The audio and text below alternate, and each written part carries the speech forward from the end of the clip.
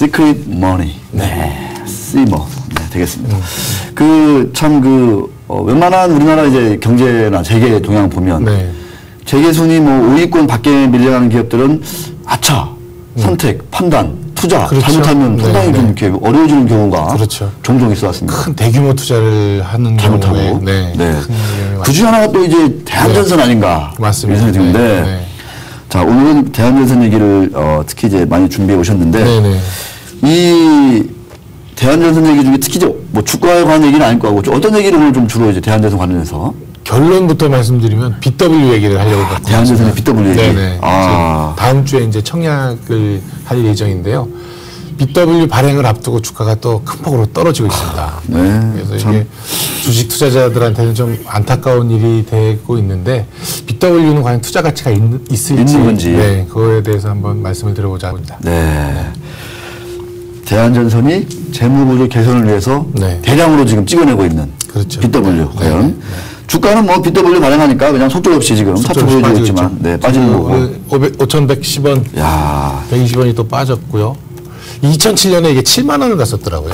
이게 지금 7만 원에서 금융위기 전에 5,000원까지 확 빠졌으니까 차트를 보니까 거의 밑도 끝도 없이 빠지고 있네요. 그렇죠. 자, 그럼 과연 이 채권으로 우리가 분류할 수 있는 나중에 뭐 주식으로 전환할 수도 있지만 일단은 전환 안 하고 채권으로 나중에 이제 채권자로서 권리를 행사할 수 있는 BW 과연 투자할 만한 가치가 있는 것인지 알아봐야 될 텐데 일단 그거 알아보기 위해서는 대한전선의 상황이 어떤지 이것부터 좀 짚어야 될 것 같아요. 그렇죠. 맞습니다.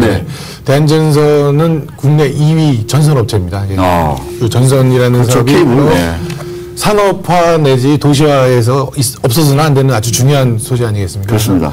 굉장히 안정적이고 50년간 적자를 한 번도 낸 적이 없는 그런 탄탄한 회사였습니다. 끝내준 회사였죠. 지금도 LS전선이라고 이제 LS의 이제 자회사 주력 계열사로 되어 있는데 그 LS전선은 굉장히 수익성도 좋고 또 주가도 굉장히 좋습니다. 근데 대한전선만 유달리 아주 어려움을 많이 겪고 있는데요. 중요한 문제가 차입금이 워낙 많기 때문입니다. 제가 지금 재무제표를 그래프로 부탁을 드렸는데 2006년 전까지 차입금 현황을 보면 한 3천억 원 정도 됩니다. 자산이 1조 원이 훨씬 넘는데 부채는 3천억 원 정도고 매출 2조 원에 영업이익이 700억 원 정도가 납니다. 요 그림을 한번 보시면 매출 2조 2천억 원에 영업이익은 700억 원이 나왔고요. 자산이 1조 8천억 원인데 순차입금이 3,500억 원 정도 되었습니다. 이때만 해도 상당히 뭐 우량한 차입금 의존도 뭐 부채 비율도 뭐 80% 정도고 차입금 의존도 30% 정도고 굉장히 좋은 회사였는데 2007년에 차입금이 1조로 늘어나고요. 2008년에 2조 원으로 늘어납니다. 요때가 이제 사실 그 위기의 시작이었죠. 마침 또 글로벌 금융위기가 툭 터졌고. 그렇죠. 2008년 말에 대한전선이 프리즈미안이라고 세계 1위의 전선업체를 인수를 합니다. 시기가 참 안 좋았네요. 그렇죠. 그거 인수하는데 한 5천억 원은 넘겼었습니다. 그 자금 갖고 있던 자금 일부도 썼고 또 이제 차입을 일부를 했고 그런 것이 이 비용 부담이 생기기 시작한 겁니다. 이 영업이익 추이를 보시면 계속 700억, 600억, 800억, 700억 계속 나옵니다. 그러니까 본업은 괜찮은 거죠. 근데 이 차입금 부분에서 2조 원의 차입이라고 그러면 쉽게 생각을 해서 5%의 이자를 낸다. 1,000억 원의 이자가 나가는 거 아닙니까? 이익이 800억 원인데 이자로 1,000억 원을 내야 되니 당연히 돈이 부족할 수밖에 없죠. 그래서 이제 재무구조 약정 맺었고 개선을 하고 있습니다. 이 표를 보면요. 갑자기 이렇게 부채가 늘었는데 아까 얘기한 그런 1위 전선업체도 인수를 했고 5천억 주고 대한전선 하면 이 시기를 전후로 해서 정말 M&A를 참 많이 했잖아요. 참 많이 했죠. 처음 시작한 게 2002년에 우리 무주 리조트를 인수한 게 시작이었고요. 그 위에 뭐 남강토건, 쌍방울도 인수를 했고 남강토건, 용조주택. 그 당시 생각으로는 전선업만 가지고는 조금 이익률이 낮으니까 조금 사업 다각화하는데 성장성이 좀 한계가 있다. 그래서 사업을 좀 다각화해보자. 레저와 건설 또 글로벌 이런 거를 근데 시작을 하려고 했던 거죠. 사업 다각화를 한 게 또 마침 또 건설이에요. 그렇죠. 명지건설, 남광토건. 그 당시에는 건설이 이제 거의 끝이고 이제 반등할 거라는 판단을 한 건데 반등 시기가 너무 늦은 거였죠. 그래서 글로벌 위기와 건설 경기 악화 이런 것들이 복합적으로 작용하고 부채 비율은 계속 늘어나고 이런 문제들이 여러 가지가 중첩되면서 어려움을 겪게 됐습니다. 이 경영진이나 오너분들은 정말 뭐 프리즈미안 우리가 5,200 주고 한 10% 가까이 샀더니 금융위기가 터지더라. 운이 없었다라고 그렇죠. 네. 하소연할 수도 있고. 만약에 그때 잘 됐다면 네. 뭐 재계 수익률이 확 올라갔을 텐데 근데 결과적으로는 좀 어려운 안타깝네요.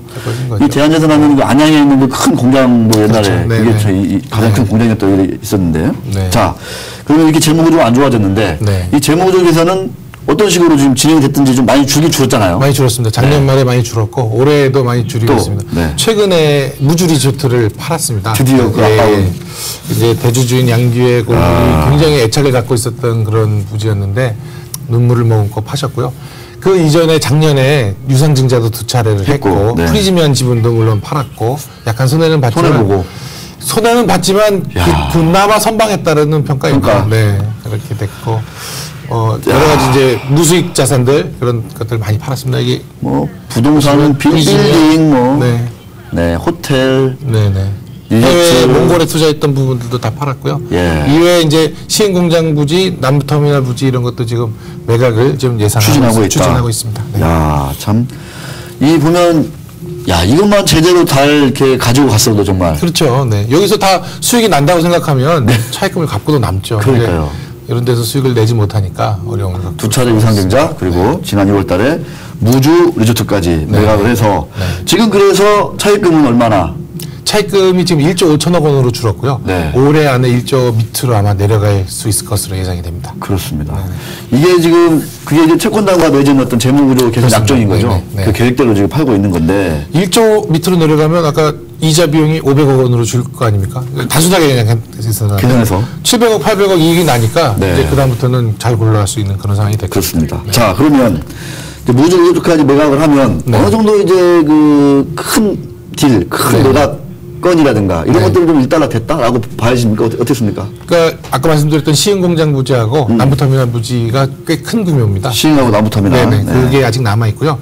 요번에 회사채 2,500억 원어치하고 그 BW 2,500억 원어치를 더 발행을 하는데요. 이건 어차피 채권으로 발행을 하니까 이제 차입의 일종이긴 한데 BW 같은 경우는 나중에 주식으로 바뀌지 않습니까? 그렇게 되면 이제 차입이 그만큼 꺼지고 자본 계정으로 들어오기 때문에 재무구조에는 도움이 될 것으로 예상이 됩니다. 2,500억짜리 BW 한번 좀 어떤 그 조건인지 매력인지 한번 좀 설명 좀 부탁드릴게요. 회사 상황이 어렵기 때문에 BW를 발행할 땐 3%, 1% 이렇게 금리 굉장히 낮게 하거든요. 만 6.7%면 금리 굉장히 좋게 주는.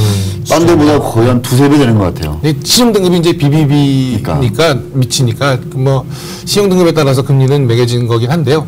일반적인 회사채에 비해서는 높은 건 맞습니다. 지난번에 세아저당 뭐 EB 보니까 그때 평균 1%, 만기 2%인가? 뭐 이렇게 해줬던데요. 거기는 A급이고, 그러니까 A급이고 여기는 B급이니 다를 수밖에 없죠.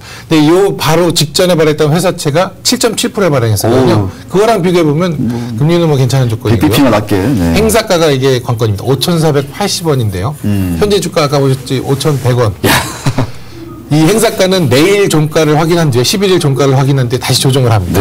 현재 수준 5,100원 수준이 된다면 한 5,100원, 300원, 200원 뭐 이 정도가 행사가가 될 텐데요. 이런 행사가를 가지고 BW를 인수한 뒤에 나중에 주가가 오르면 그 차액을 이제 얻을 수 있기 때문에 지금 현재 주식 투자는 조금 어려움이 있습니다. 이게 특히 공매도가 지금 많이 이루어지고 있다. 나오고 있거든요. 그러니까 외국인이나 기관들이 공매도를 쳐서 이 행사가를 낮춘 다음에 BW를 사서 인수하려는 의도가 조금은 넣어져 있지 않을까 이런 게 관측이 있습니다. 그래서 주식으로 지금 투자하기에는 조금 리스크는 하지만 BW로는 주가가 내려가면 행사가도 같이 내려가거든요. 그리고 채권에 대한 이 이자는 그대로 받고 그러니까 원금은 어느 정도 이게 원금이 완벽하게 보장되는 건 아닌데 원금이 어느 정도는 커버를 해줄 수 있고 원금 보장은 주가 상승 시 추가 이익을 얻을 수 있기 때문에 행사가가 내려가면 내려갈수록 BW 채권자 입장에서 상당히 좋은 거죠. 그렇습니다. 그걸 위해서 기관 투자가들이 일부러 공매도를 하면서 주가를 떨어뜨리는 의혹이 있다. 떨어뜨릴 거라는 의혹이 있다. 자, 주가 그럼 이제 액면가까지 왔지 않습니까? 지금 얼추. 액면가는 2,500원. 2,500원짜리예요. 액면가보다는 더 내려갈 수 있는 거고요. 5,500원은. 그 주가 흐름은 이제 BW가 이제 마지막인가요? 어떻습니까, 이제? 증권 가서도 그렇고 회사에서도 더 이상 이제 자금 조달은 없을 것이다 얘기를 하고 있습니다. 그러니까 남아있는 시흥 부지하고 남부터미널 부지 팔면 더 이상 재무구조는 이제 거기서 완전 개선이 되는 거로 주가도 더 이상 많이는 안 빠질 것이다. 그렇죠. 네. 자, 오늘 말씀 너무 감사합니다. 네. 네, 수고하셨습니다.